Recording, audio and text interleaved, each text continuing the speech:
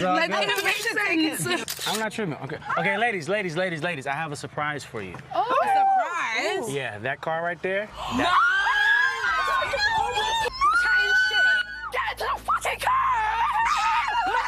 It's Catherine dragging Whitney to the van for me. She's making sure that her girl is the first person on the Casa Amor bus, because if these guys won't appreciate Whitney's value, then Catherine is going to take her to Casa Amor, and hopefully one of the Casa Amor guys is going to value her.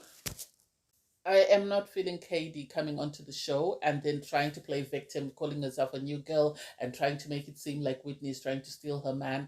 I did not like that. The fact that she wanted to hold Whitney's feet to the fire instead of saying, you need to tell me what's going on. You need to... No, she doesn't. She's getting to know the person. She doesn't even know if there's anything romantic there. So you need to take a seat and wait. When it's time, she'll come and tell you. I didn't like that. And I have to give it to Scott for standing up for his woman and telling them that it's not Ed. You were busy whispering in a corner. I'm going to pull you out in front of everybody and you are going to have to speak, take your turns in explaining yourself. And I think the more they try to explain themselves, the more stupid they looked. And it's a bit rich for Sammy to sort of try and call out, oh, you were kissing this and the other. And for Ty, someone who's been in trouble for flirting, it doesn't make sense to me. I loved the Neo concert. I love how my girl Whitney was like, I love you, Neo. I think if they'd asked her to recouple with Neo, she would have recoupled on the spot.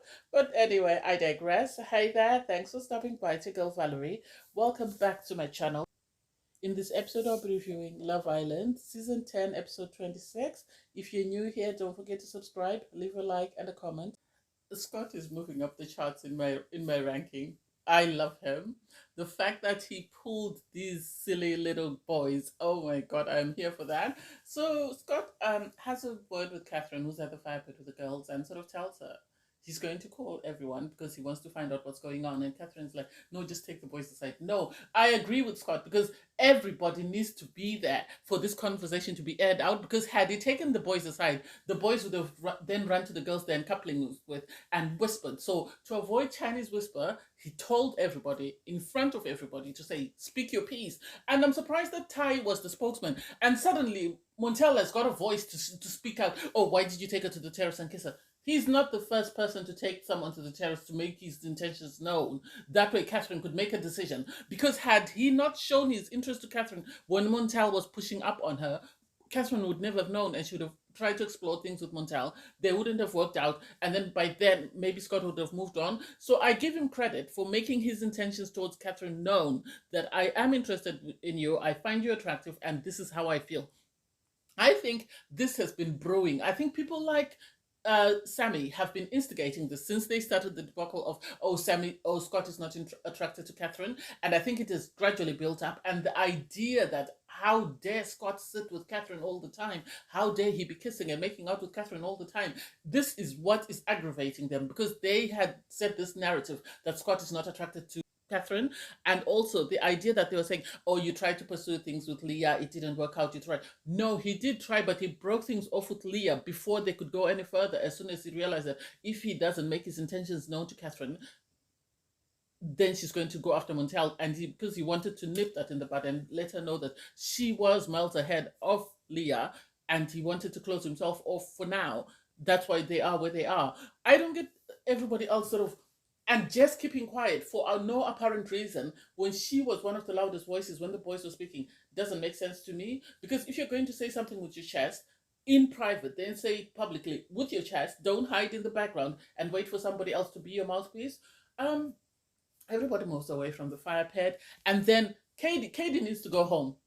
How dare she pick a fight with the queen bee of the villa? How dare she pick on Whitney? I am Team Whitney, you know that. And so I do not, and I will not tolerate Katie calling herself the new girl in the villa and, oh, she's being picked on, or why isn't Whitney telling me about her and Zach?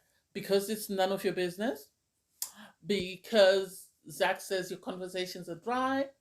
So how dare Katie pull up Whitney and say, oh, why didn't you tell me about your connection with Zach? Why is no one saying anything? And scream across the villa and call herself the new girl. You're not a new girl. This is your second time round on the merry-go-round. Sit yourself somewhere and wait for your turn. You've been here. You've done it.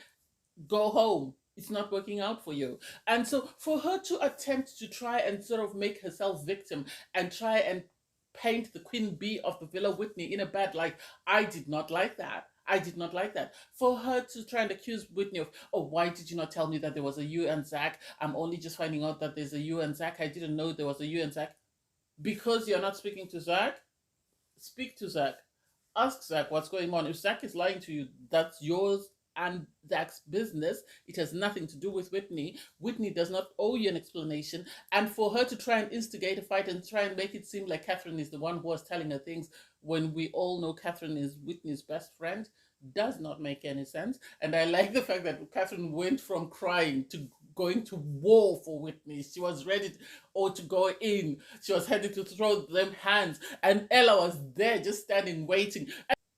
And Montel, I don't get why he ran up on the girls. What was he trying to do? To defend Leah and Katie? That doesn't make sense. That's none of his business. It was the girls speaking. He needed to sit his bum somewhere and wait to be called. And I like how Whitney turned it on Katie when Katie was saying, oh, you never asked me about me and Zach and what's going on. And Whitney said, I could say the same about you.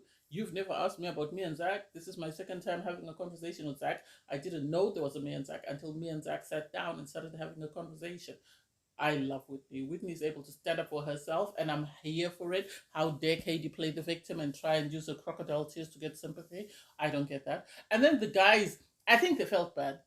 I think they realized that in trying to push Scott, they've actually created a stronger couple, and maybe the viewers are going to be more in support of Scott and Catherine, which I am here for. I think this is good because it has given Catherine and Scott airtime that we've been craving for. So hey, let's see what happens. Who would have thunk Zachariah would be the voice of reason? So Zachariah is sort of trying to rationalize what's happened with Scott and telling him, don't let this get you down. Don't let it ruin your time in the villa. Don't let it ruin your connection with Catherine. And then the boys, I think they felt bad. So they came across everybody else. And Sammy, for some reason, Sammy is now trying to be the voice of reason. Oh, you know, this could be good for you. Look at me and Jess, people were saying this, that, and the other. And now we're even stronger for it. And I'm like, no, you're not stronger with Jess. You are the one who is with Jess because you're playing games. You're projecting how you're feeling towards Scott in the sense that you weren't into Jess to start off with, and then when you became interested in Jess because she was the only person in the villa, tried to pursue things with Leah and realized that, oh, Leah is not really safe for the viewers. Jess is your best option to stay for as long as you can. You settled up with Jess. As soon as Mal came in, you were told you can't couple with Jess. You moved on to Mal and you were saying you were happy with Mal. Everything was going according to plan. And then suddenly, when Mal leaves, you're, oh, I really was thinking about you and I hadn't forgotten. You are the one who's game playing. Don't project your stuff onto Scott. I didn't like that. Anyway, so the boys agreed to make up, which was, wow, what a quick fight and a quick recovery. So they do make up and they have decided to move on. Katie is sort of having a conversation with Whitney and Ella was there sort of playing mediator. And I like that fact that Ella was trying to make Katie see that you cannot expect Whitney to be responsible for whatever Zachariah is telling you. You have to speak to Zachariah and you have to understand that guys are never going to be honest because Zachariah is not going to tell her he's interested in Whitney until he's definitely sure about his feelings for Whitney, because if he says that and Katie closes him off and Whitney decides no, he's not it for him, then he has no one to couple up with. So I give him a lot of credit for being very vague.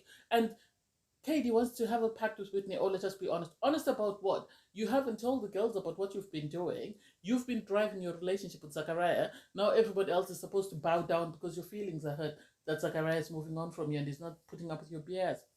I don't like that. And then so Zachariah has a chat and he's sort of saying, he's been letting Katie lead. I think because he thought, you know, she's been on the show, she's done this, she's a, you know, maybe he's fanboying a bit, so he wanted her to lead and he didn't want to sort of take hold of the situation. So when she told him she didn't want to kiss, he didn't force a kiss on her. When she told him she wanted to take a step back, he took a step back and he was like, well, I've been playing this game according to what she wants. So now I think it's time for me to take control. I think Zachariah needs to move on and go to Whitney. That's just my opinion for now. Molly's coming back, it seems, so then he can go back to Molly. As long as Whitney finds someone. If Whitney doesn't find anyone, Zachariah has to stand beside Whitney until the finale, and I stick to that.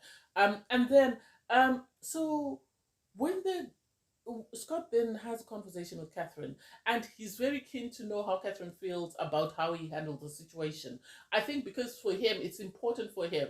it's not about the guys in the villa or the girls in the villa. For him, the person whose opinion he values the most is Catherine. And he told Catherine, I feel a lot better because I've sort of aired out my grievance. And how did you feel about that? Because I think he wanted to make sure that she didn't feel offended or she didn't feel hurt. So it's nice to see that he was listening to her. And Catherine sort of said she was hurt that nobody seemed to listen to her. They all were just cutting her off because the guys were talking on top of her. I don't think if it had been Whitney or Ella, they would have done that. I think that was a bit disrespectful, so I understand how she feels. Um, and then in bed, Katie's sort of interrogating Zach. Oh, you need to tell me what's going on with Whitney. Are you really interested in Catherine? Are you really interested in Whitney? Do you want to get to know her? And it's like, you stole this guy from somebody else. Sit your bum somewhere and wait for your turn.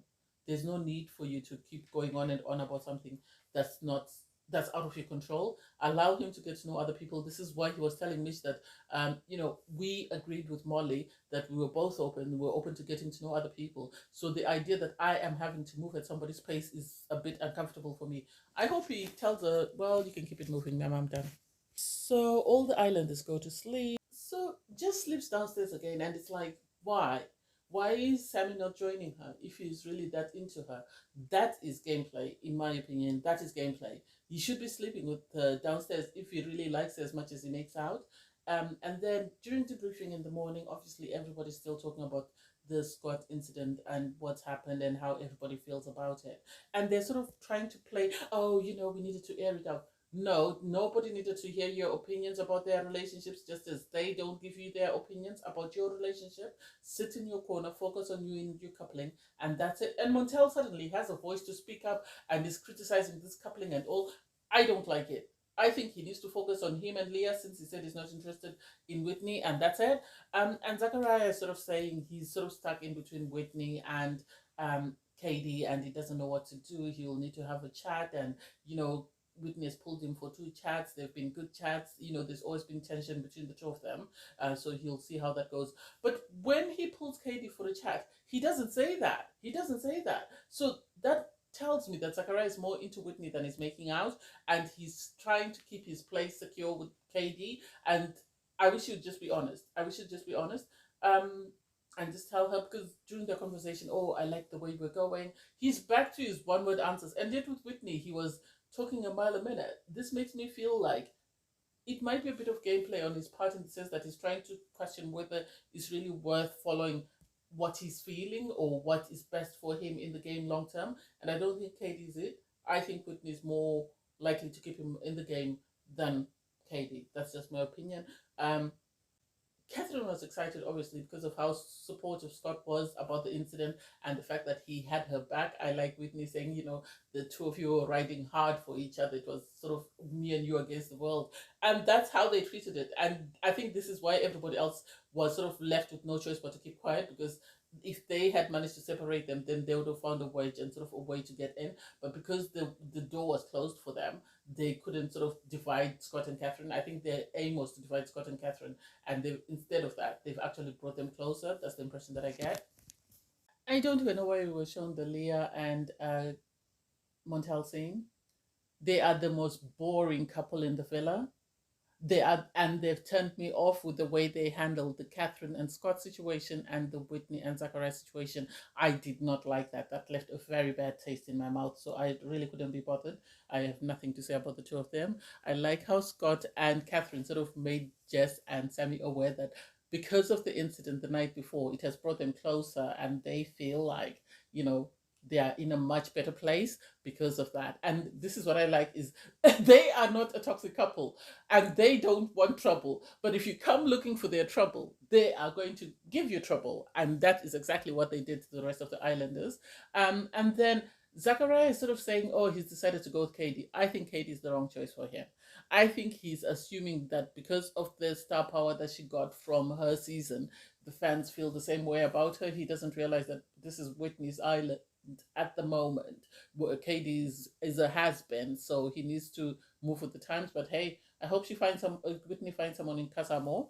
And then Jess received a message to say there'll be a superstar. It's nice to see the villa bring in someone that is actually known, that someone that I actually know. I didn't know the DJ or the singer in the past couple of seasons. So, hey, it's nice to see that Neo, they're bringing out the big guns. I think it's because the season has been very popular. So, hey, it is what it is. Everybody runs to get dressed. The girls are putting on their best because they want to look amazing for Neo. So that was sweet. I'm surprised the boys didn't feel intimidated because Neo, yes, he might be older, but he'll give them a run for their money given his track record. Oh, I'm so excited. I love how Whitney ran out of the changing rooms as soon as they were allowed to leave. She was right in front. She was dancing in front row. Oh my god. I think if they'd asked her to recouple Dio, she would have recoupled. She sang her poor lungs out with Catherine. I like their friendship. I like how everyone was excited because this is a singer that everybody knows. So it's not like they're bringing some unknown musician. And they sang all the lyrics to all his words because they're very popular, and he seemed to really have a great time with them. And then the fact that he said, let's take a selfie to them, because instead of them asking him for a selfie, he said, let's take a selfie. So they didn't think anything of it. And then suddenly he said, okay, I want to take a selfie with the girls. And all of a sudden they walk out of the villa and he takes a selfie and then he shows them the castle van.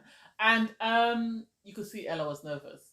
Ella was very nervous. I think because she expected if she's going to go to Casa, they would have had a conversation with Ty before she went to Casa Amor. And Whitney and Catherine is not playing with her girl.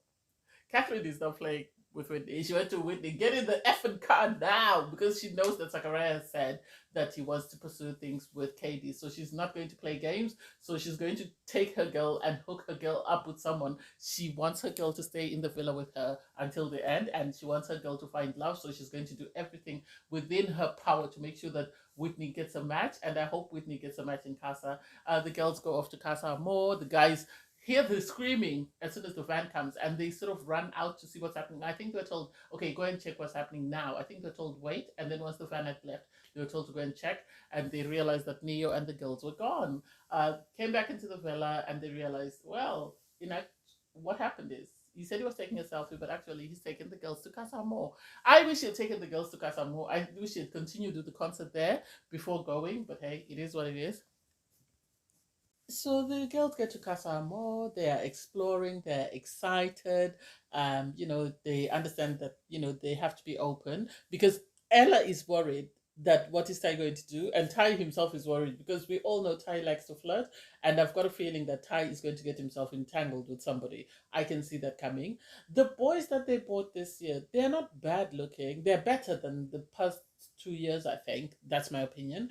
Do I see potential for Whitney? Yes, I do, because there are two guys from London. So I'm hoping one of them is her match. And I hope those girls in couples at the moment take a step back. I wish they would give Whitney and Jess an opportunity to see who they like, because Jess, as much as she likes Sammy's not feeling her. And I have a feeling her heart's going to be broken on movie night when she finds out all the things Sammy was saying and the fact that she did not open herself to getting to know someone during Casa Amor.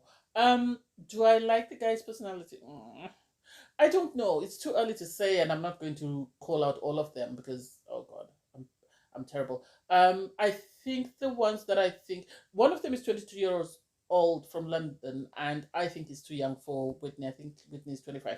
And then there's a 26-year-old. They're both personal trainers, so I'm hoping one of them picks Whitney, and they will end up with the sort of storyline from last season where Kai ended up winning with a girl from Casa Amor. So I hope, if nothing else, they are open to the idea of Whitney, and Whitney is able to find herself a match, because I think she'd make a great partner to someone, and also there is an opportunity that they could win.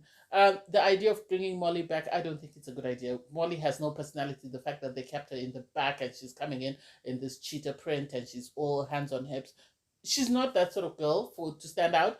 I think the person who would have rocked it had they come back would have been someone like Whitney with a personality, or someone like Ella because of her body. I think those were people who would have stood out, or even Jess. Bringing back Molly makes no difference to me. They might as well have just kept her back, but hey, it is what it is.